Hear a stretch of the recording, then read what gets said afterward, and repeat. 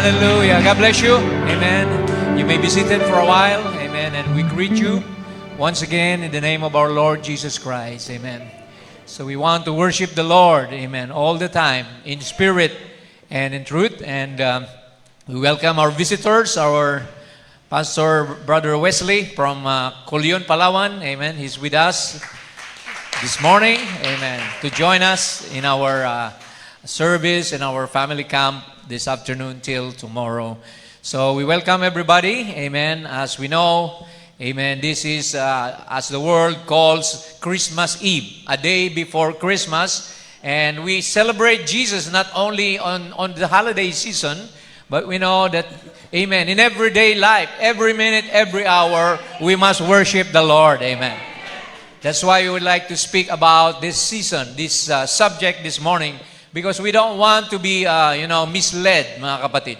Maraming tao ang they celebrate Christmas without knowing the true origin of Christmas. Amen. The whole world, amen. Before I move on, let me just give you some introduction.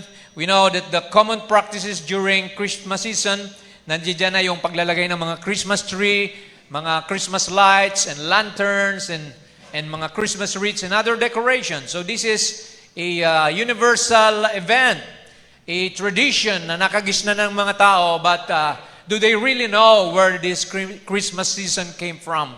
And that is what we're going to speak today. Amen. Because we know every Christmas season, they set up Belen, nativity place, Santa Claus, and the reindeers. Amen. Giving gifts for children. Amen. And there are gift giving from mga ninong and ninang, mga grandparents. Amen. Almost every year. Amen. They're obligated, amen, to give gifts to children. And also, may mga exchange gifts na nagaganap sa mga opisina. Meron mga Christmas party, mga inuman, and all those things, mga kasayahan, and caroling. May mga nagka-carol siguro sa inyong mga tahanan. And then there's the circus festival, mga Ferris wheel and all those things na uso yan noon. Star City, amen, dinudumog ng tao tuwing Christmas. So kaya gusto nating malaman sa umagang ito, ang Christmas ba talaga, ito ba talaga ay kapanganakan ni Jesus Christ? Is this really the birth of our Lord? Because I believe this will be our study this morning. We will find out what is the origin of Christmas based on history, based on the Bible, and was Jesus really born on December 25? And who is Santa Claus? Who almost, amen, every Christmas siyang nagiging bida, amen. They even sing songs that it seems that Santa is omnipresent. He knows what you are thinking. Like, di ba? Sabi ro ng kanta, He knows what you are thinking, so be good. Amen. So, mga ganang kanta, di ba? And should we celebrate Christmas as a tradition? And what about merry-making during Christmas? So, tayo tumayo lahat, mga kapatid, as we approach this subject, because we don't want to be assuming or presuming on what Christmas is all about. We will find out from the Bible, from history, from the message, kung ano po ang sinabi ng mensahero patungkol sa Christmas. Amen. Ready na po ba tayo, mga kapatid? Okay, we will read the birth of Jesus in the scripture because I believe, amen, Jesus was born as Christ the King, as Christ our Savior. Amen. So in verse 7, Luke 2, and she, which Mary, means referring to her, brought forth her firstborn son and wrapped him in swaddling cloths, and laid him in a manger. Sa samsaban, amen, pinanganak ang ating Panginoon. Because there was no room for them in the inn. There was no available room. So the Lord, amen, our Lord Jesus was born in a manger. And there were in the same country shepherds abiding in the fields. So these shepherds were, amen, grazing their sheep on the field, keeping watch over their flock by night. So if this is December, it will be snowy during that time in Jerusalem, in Israel. So how could there be shepherds, amen, in the field watching for their sheep when it's winter time? 9, and lo, the angel of the Lord came upon them, and the glory of the Lord shone round about them, and they were sore afraid. And the angel said unto them, Fear not, for behold, I bring you good tidings of great joy, which shall be to all people. Amen. For unto you, verse 11, is born this day in the city of David a Savior. Hallelujah. Which is Christ the Lord. So nasa Biblia na pinanganak ang ating Panginoon sa sabsaban. Amen. But the question is this really December? Amen. Because we worship, amen, the Lord during this time.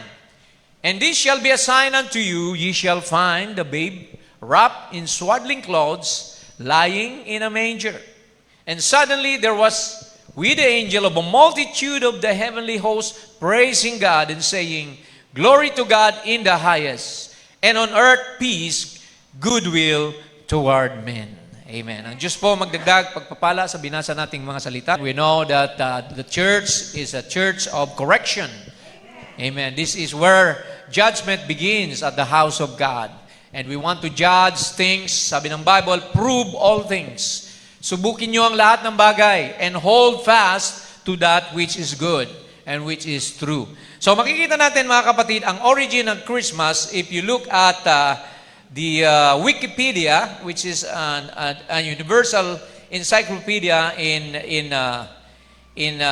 on the internet, ang sabi po rito, Christmas originated from the word Christ Mass, which is, Mass is a Catholic event, a special Mass performed in celebration of Christ's birth. So it's a Roman Catholic tradition.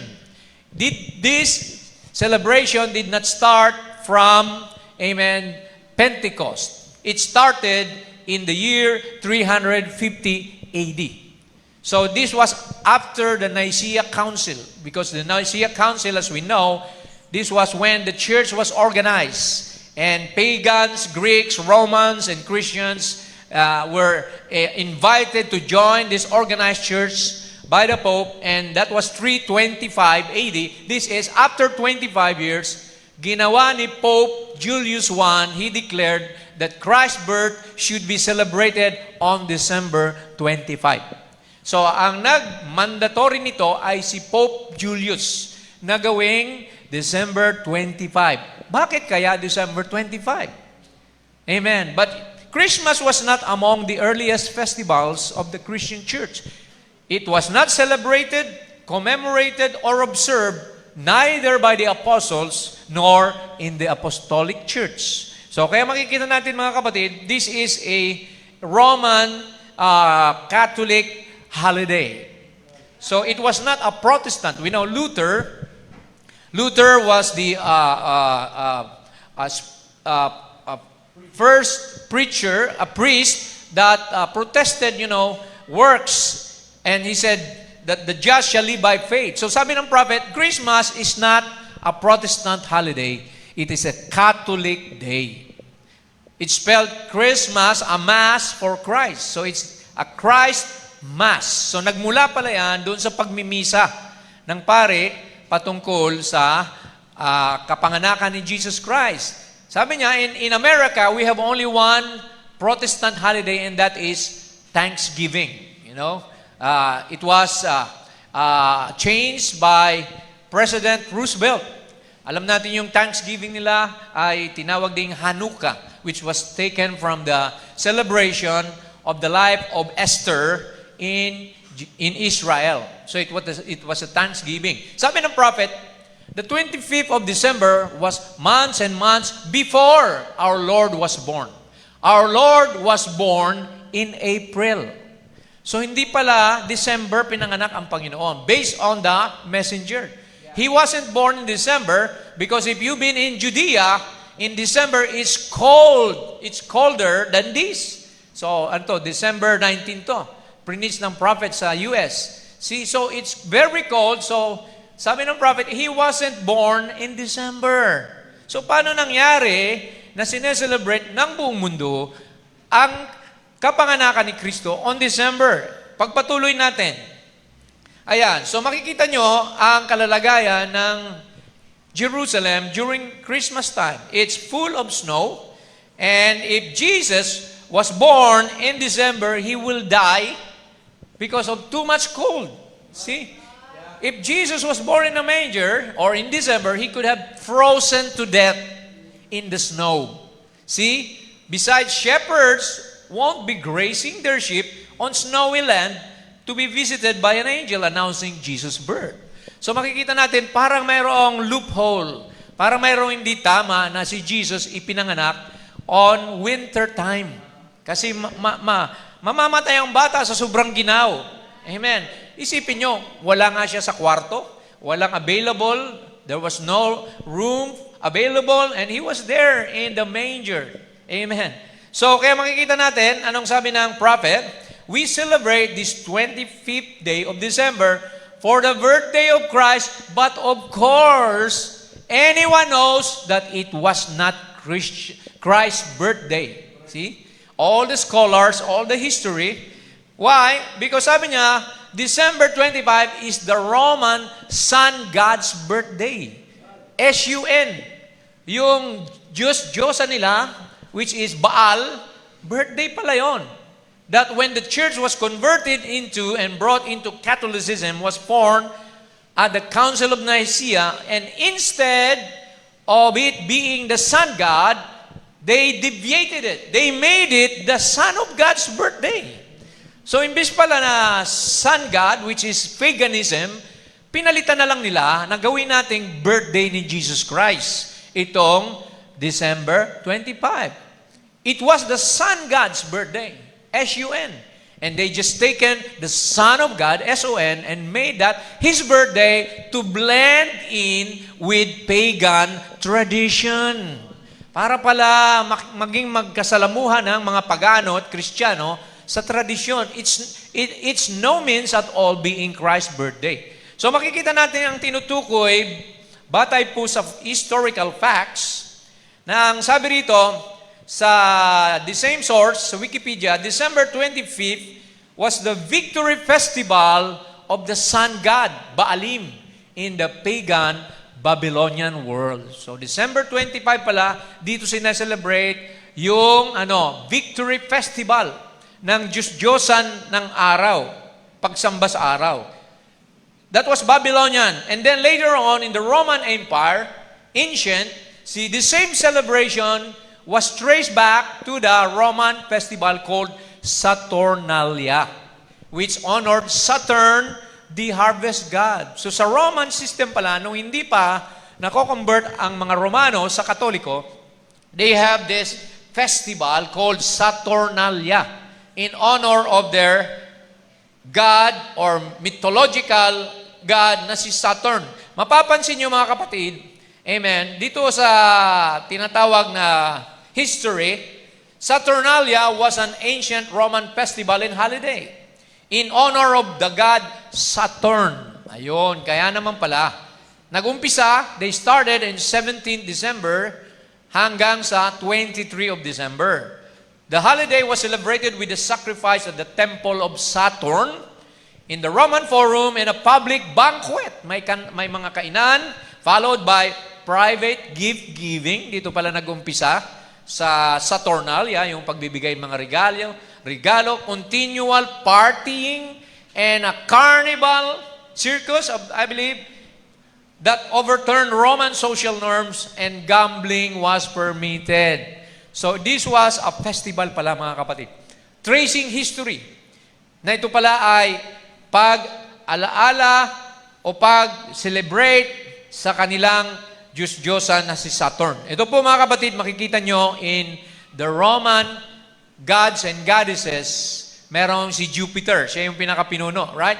And then Venus, Saturn, Pluto, Neptune, Mars, Mercury, Apollo, Diana, Juno. Ito yung mga Diyos-Diyosan nila. Na later on, they changed these figures into the figures, the relics at mga ribulto ng mga santo. Diba? Venus was replaced by Mary. Jupiter was replaced by Peter to be the head of the church, the first pope. So kaya makikita nyo, it was a subtle change, a subtle, displacement of the truth, mga kapatid, na tayo'y pinaniwala na ito ay birthday ni Jesus, samantalang ito pala ay birthday ng kanilang mga Diyos-Diyosan. So, kaya makikita sabi ng prophet, mga kapatid, all right, they was invited, ito yung mga Kristiyano, during the time of Rome, they were invited to a feast after the Nicene Council. They was invited into the feast of winter solstice, which means the sun, worship of the sun. Samba sa araw, which was a pagan god, which fell on December the 21st, the shortest day in the year. So, ang prophet nag-explain sa atin, amen, sabi niya, lahat ng mga pagano, all heathens, celebrated it, the sun god's birthday. Amen. So, December 21st, and anyone that ever read the history of the churches know that heathens worship on that day. Ito pala ay pagan worship day sa panahon nung hindi pa nila pinalitan ito ng birthday ni Jesus. So makikita natin, nasabi rito, well, the Romans had a big games. May mga palaro pa ang mga Romano. The Roman circus ang tawag. How many seen that? See, not long ago, they had Ben-Hur, yung pelikulang Ben-Hur, mga gladiator, if you will notice. See, the Roman circus, that's what the Romans had on that Sunday in commemoration of the birthday of the sun god. So, sun god pala mga kapatid, Diyos na araw ang kanilang sineselebrate sa araw na ito. Kaya makikita natin, according to Wikipedia again, sabi rito, the Circus Maximus, yan ang tawag nila, is an ancient Roman chariot racing. Dito pa pala yung mga karera ng mga chariot, mga mangangabayo. See, dito ginagawa during December. And mass entertainment venue in Rome. Religious ceremonies. Public feast. Horse and chariot racing. Athletics. Yung mga athletics nila. Dito nang galing yung Olympics, mga kapatid. Plays and recital. Beast hunts and gladiator fights are held in this place, and some included public execution. Dito rin pinatay yung mga Kristiyano in this arena. The Christians were killed, were tortured, and they were fed to the lions. So, ito palang December, mga kapatid, yung pala ang kanilang ginagawa noon. But since they were converted, amen, quote-unquote, amen, kunwari, na-convert na sila sa Christian, so they still adopted their pagan traditions, but changed it to Christian names. Kaya makikita natin, mga kapatid, sabi dito ng prophet, instead, okay, listen to this, sabi niya, so we would see Jesus, 1961. So they said, well now, to please, para mapasaya natin ang mga Kristiyano at mga pagano, sabay-sabay, both Christian and pagan, we will make, instead of sun god, the Son of God, and the Son God together. So we will put it all together, make it on the same birthday, and make it on the 25th. So it seemed to please the pagan and the nominal church. So masaya. Nagkaroon ng meeting point yung Christian and pagan, and that's celebration of Christmas. See, sabi rito, so they made it both Son, God, and the Son of God's birthday. It was all right with them, so they didn't care. So hindi sila, sabi roon, they didn't care, okay lang yan. So kaya makikita natin, mga kapatid, na sa ating panahon, okay lang na hindi natin napapansin, galing pala sa pagan rituals ang Christmas. Kaya makikita na anong advice ng prophet, sabi niya rito, they changed the Lord Jesus, Son of God's birthday from April. So, April pa lang, kapanganakan ng mga tupa. So, makikita natin dito, sheep are not born in December. Sheep are born in the spring. And then another thing, the hills of Judea, now there's 20 feet. 20 feet, biruin mo, 20 feet of snow. During December, how could the shepherds have been out there? Hindi maaring may mga pastol, nagpapastol doon kasi puro snow. How can you graze your sheep on snow? So kaya hindi po tama May mali po sa celebration na ito. Kaya ang sabi ng prophet, hindi niya tayo tinuro ng Biblia sa kapanganakan, kundi sa kamatayan ni Jesus Christ. Mas importante pala yung kamatayan. Doon tayo tinuro, hindi sa birthday. Christmas is not mentioned in the entire book of the Bible. Mensahero yan, mga kapatid. Never one time did Jesus refer them to His death or to His birth, but to His death. Amen. Amen. His death at Calvary. Yun ang main focus. The main theme of the Bible, the atonement, the sacrifice. Kaya mga kapatid, amen, kung tayo ay makiki-party-party sa mundo, yan pala ay pagano na tradisyon. Amen. Sambahin mo lang si Lord anytime, hindi lang pag Christmas, mga kapatid. Sabi niya rito, Christmas itself is a myth. It's not nothing real about Christmas. Christmas wasn't even mentioned in the Bible. Sa mensaheng Christianity versus idolatry.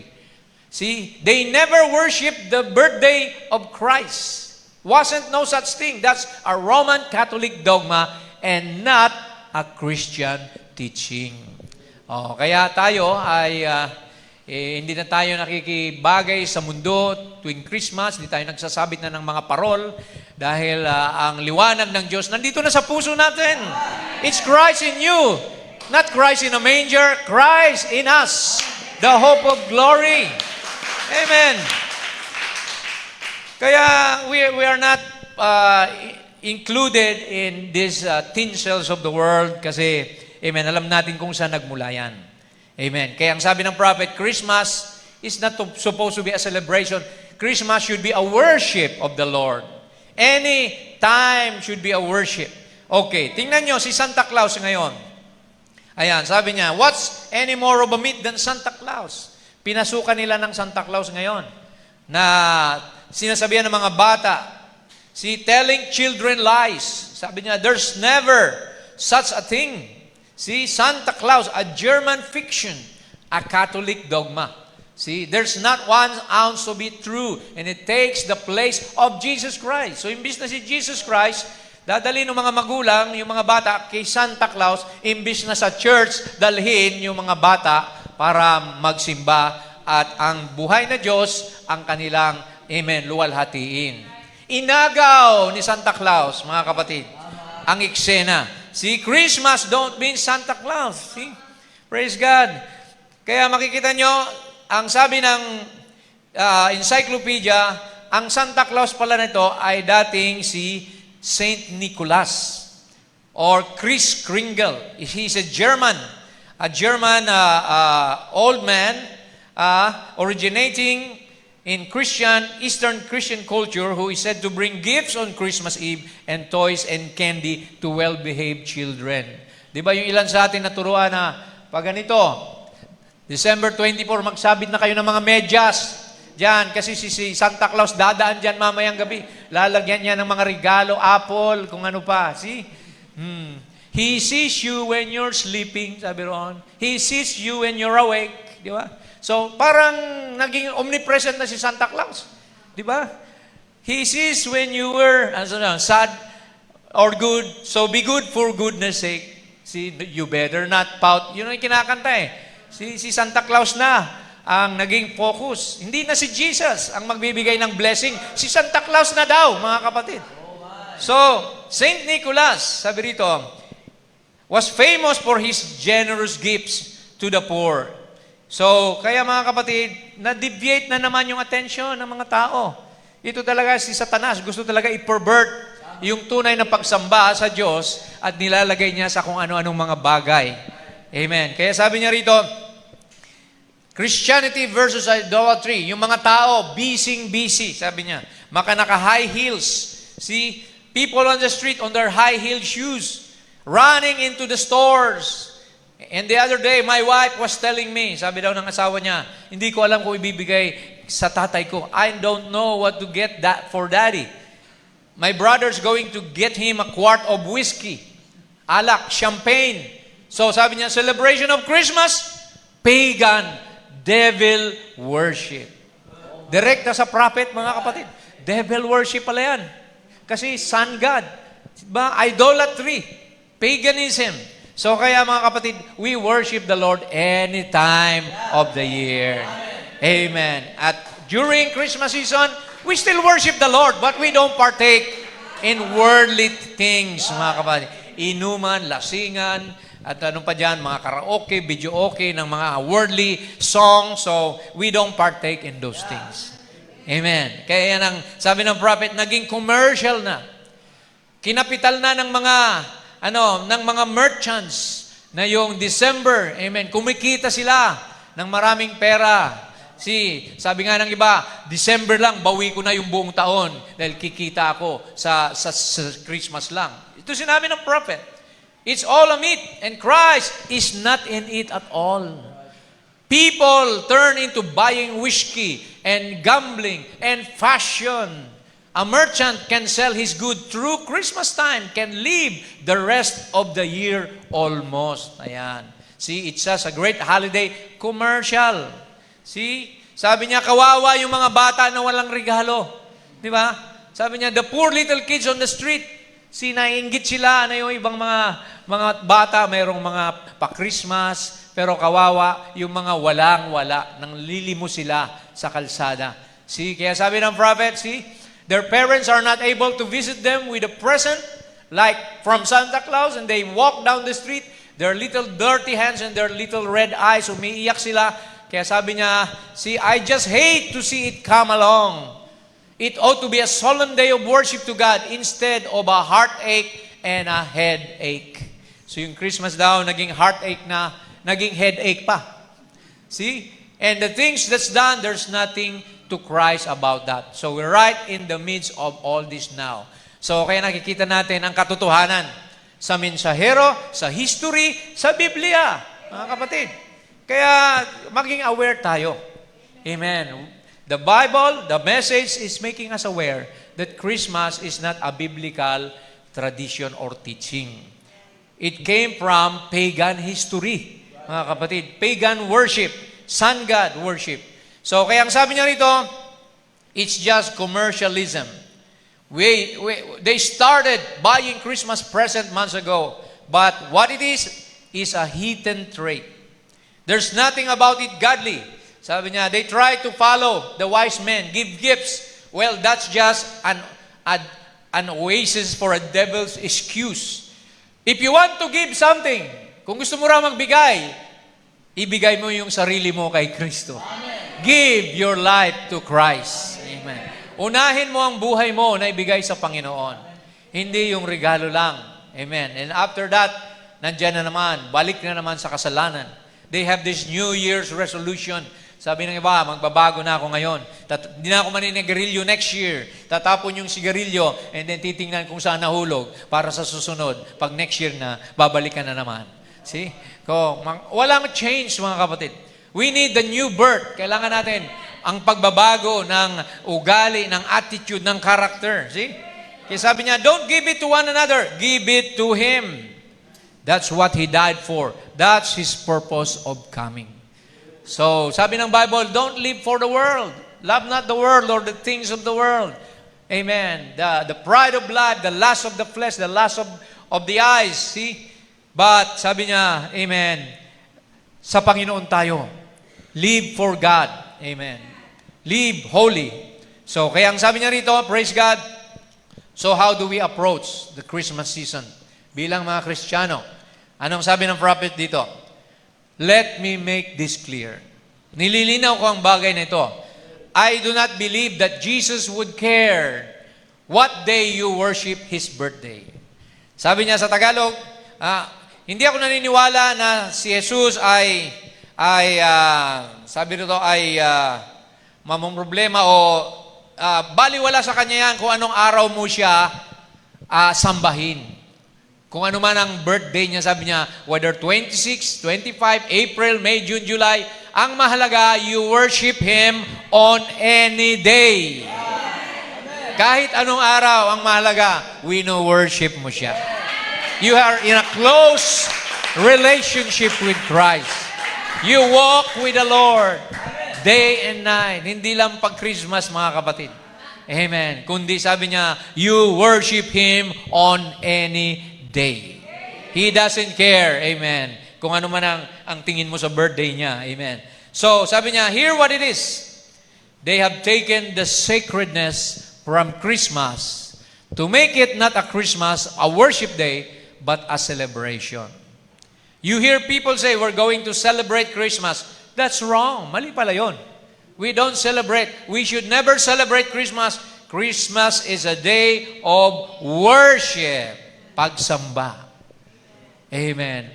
Pagpatuloy natin ang pagsamba sa Kanya. Even on any season, holiday season, winter, summer, spring, and fall, see, worship Him on any day. Not only on Christmas Day. Kaya yan ang sabi ng prophet. See, ang mahalaga, you surrendered your life to Him.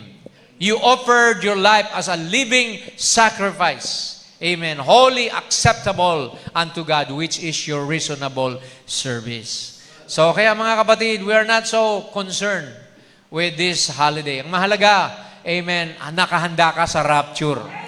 Magbabalik ang Panginoon at ang kukunin niya yung mga tumanggap ng Kanyang salita. Hindi yung nagse-celebrate lamang ng Christmas. Amen. Some people nagiging mabait lang pag Christmas, pag Easter, pag Holy Week. So, kailangan every day should be holy. Amen. Because you're now living on a Sabbath day. Sabbath means eternity. Diba? Rest. So, ang isang Kristiyano, amen, nandoon ka na sa holy ground, sa holy place, sa holy situation. So you don't care about holidays or new moons or mga full moons and things like that. Sabi ng prophet, you are at rest. You are established. Amen. You are continuing serving God no matter what happens. Umulan man o umaraw, dumating man ang anumang mga sakuna, dumating man ang mga bagay na hindi natin inaasahan, patuloy tayo mga kapatid. That's the most important thing. Your commitment, your devotion, your loyalty to Jesus Christ. Kaya mga kapatid, ang Christmas is just, amen, lilipas lang yan, pero ang mahalaga, yung buhay na walang hanggan, hindi lilipas sa buhay mo. Dala-dala mo pa rin ang presensya ni Kristo, anuman ang mangyari, anumang araw ito. Amen. So, sabi niya rito, worship God on any season. On this Christmas Eve, ayan, sakto 23, pinangaral niya ito, the same day, December 23, 1962. Sabi niya, on this Christmas Eve, Lord, we are grateful for the gift of God. Amen. Hindi yung gift natin, gift of God. Sino yon? Jesus Christ is the gift of God to you and me.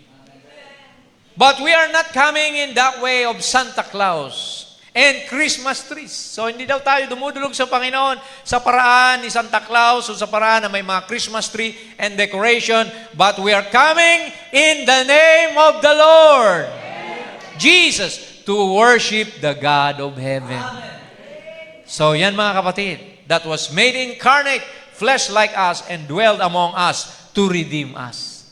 So, yan ang napaka-importante mga kapatid. So, kaya, praise God, alam na natin ngayon kung ano ang Christmas, mga kapatid. It's just a tradition ng mundo. So, but Christmas or Christ in you is not a tradition. It is a resurrection.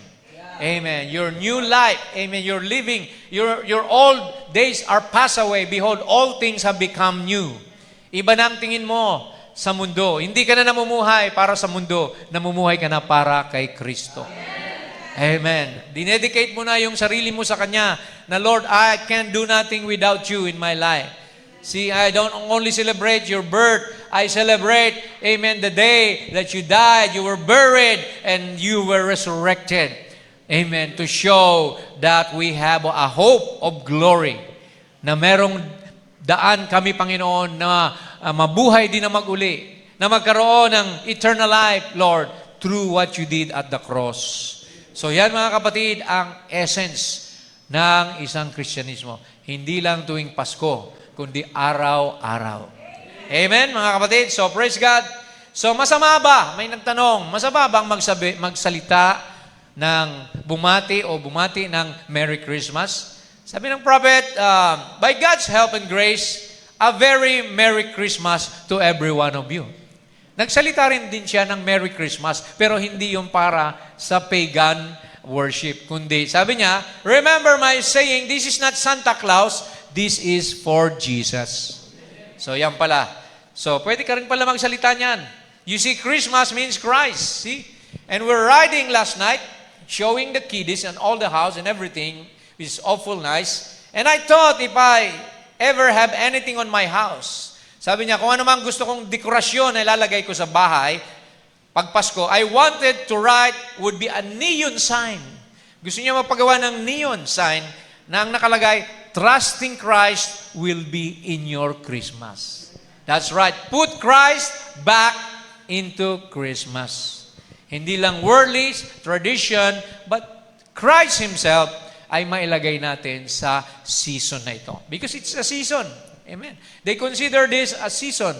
Just like harvest season, di ba? Easter season, holiday, Christmas season. So sabi ng prophet dito, ito pa sabi niya rito, sabi niya, now if you will bow down your heads again, I want to wish each one of you a very Merry Christmas. Nagsalita din ng prophet. May the great Christmas present, the first one and only, and the original, and the only one there is, Jesus Christ, be afresh in your heart tonight. So, depende sa motibo mo. Depende kung para saan ang iyong pagbati. Sabi niya, dapat para kay Kristo. May the Holy Spirit come to you and bring you ministering gifts and things from God, a gift that you might live better life. That's what I want. I would rather have the life of Christ in me, to live sweet and victorious, than I would all the gifts of healing, gifts of prophecies, all them other gifts. Just give me Jesus. Amen. So, hindi pala regalo ang hinahanap natin pag Christmas. Si Jesus mismo, ang kanyang presence. Amen. Higit pa raw ang presence ni Lord kaysa sa mga gift ng panghuhula o gift of healing. See, you can have a gift of healing without the giver of the gifts. Ang mahalaga, yung giver of the gifts. Amen. Nasa iyo ang Panginoon. Kasi yung mga speaking in tongues, gifts lang yun. Di ba? Sabi nga ng prophet, tongues, yung sapatos nyo, mayroong dila. Yan, pag binigay mo sa akin yung dila, hindi pa yung buong sapatos ang napunta sa akin. See? So, it has to be Christ in you, not just the gifts. Because sabi ng Bible, amen, when the perfect is come, all those that are in part shall be done away with. Ano yung perfect na yun? Si Lord, yung kanyang perfect divine love, pag dumating na sa'yo, all the gifts, mga minor na lang yan. See? Dahil sabi ni Paul, di ba?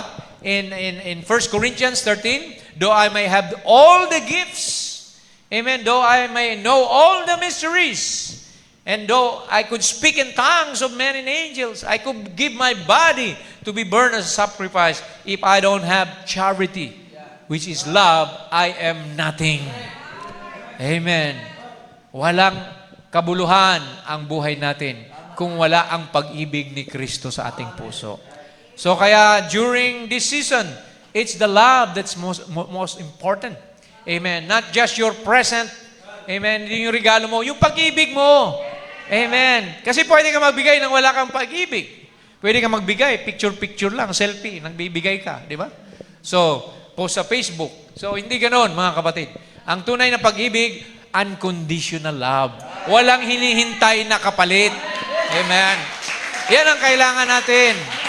Pag-ibig ni Kristo. Hindi na pag-ibig na may tampo pa rin. Di ba? Hindi pag-ibig na may bitterness, mga kapatid. Pag-ibig lang sa bibig, pero sa puso, wala. So kaya mga kapatid, sabi niya rito, I would rather have the life of Christ in me to live sweet and victorious. Amen. Than I would have all the gifts of healing, prophecies, and all other gifts. See, give me Jesus, sabi niya rito. Let me live the life. The life is what I want to live. I want to live so others will know. That's my desire at Christmas. Iyan pala ang kanyang layunin, ang kanyang adhikain sa Christmas ay ang ipamuhay niya ang buhay ni Jesus Christ. Hindi lamang tradisyon o celebration, kundi nasa iyo ba ang buhay ni Kristo? Namumuhay ka ba para sa kanyang kaharian, sa kanyang kaluwalhatian? So yan dapat ang ating desire. Amen. Kasi ang desire na yan, mga kapatid, when God sees you, sabi nga niya, if you seek His will, seek His kingdom and His righteousness, all these things shall be added unto you. Hindi ka problema, mga kapatid, kapag inuna mo ang Panginoon. See, lahat ng mga pangangailangan mo, idaragdag na lang ng Panginoon. Amen. Praise the Lord. So, tuloy natin, konti na lang. So, the correct perspective regarding greeting during Christmas season. Itong sabi niya, God bless you. Not exactly a Merry Christmas, but God's blessings of Christmas be upon you. May the Christ of Calvary hide you in Himself and blanket you and so wrap you and enshroud you in His Word till His Word will be made flesh in you is my prayer. Sabi niya, God bless you. Ito pang sabi niya, mga kapatid, magkamayan kayo. Sabi niya, instead of Merry Christmas, say, Christ be with you. You love each other? Sabi niya, mahal niyo ba ang isa't isa? Turn around and shake hands with each other. Say, God bless you. Christ be with you. Instead of Merry Christmas, say, Christ be with you. Turn around. Don't leave yet. Just turn around and say, Christ be with you. So, si Kristo ang sumainyo, mga kapatid. So, yan ang turo ng ating propeta. Niliwanagan niya ang holiday na ito kung ano ang dapat nating gawin. Don't partake in pagan things, in mga merrymaking, mga pagsasaya, mga pagliliwaliw, but make it holy, sacred in your heart. That the gift of life is Jesus. Anuman ang pagse-celebrate ng mundo sa Christmas niya, ang mahalaga, araw-araw, amen, ang Panginoon ay kasama mo at sinasamba mo sa buhay nito. Amen po ba, mga kapatid? So praise God, hallelujah. Amen. We can worship Him on any day. So as we now move on to our final admonition, amen, maaga pa, but I believe, amen, others will be preparing for our camp. Amen. So sabi niya rito, who is He? Who is Christ? Sabi niya, Christ, the deity. Ano bang deity? Ang presensya ng Diyos na buhay sa buhay natin. Brother, sister, that deity is in you. It's not Christ in the manger or Christ at the cross, but it's Christ in you. Sabi niya, a little while, the world will see me no more. Konting panahon pa, hindi na akong makikita ng mundo. But you shall see me. Makikita niyo ako. For I will be with you.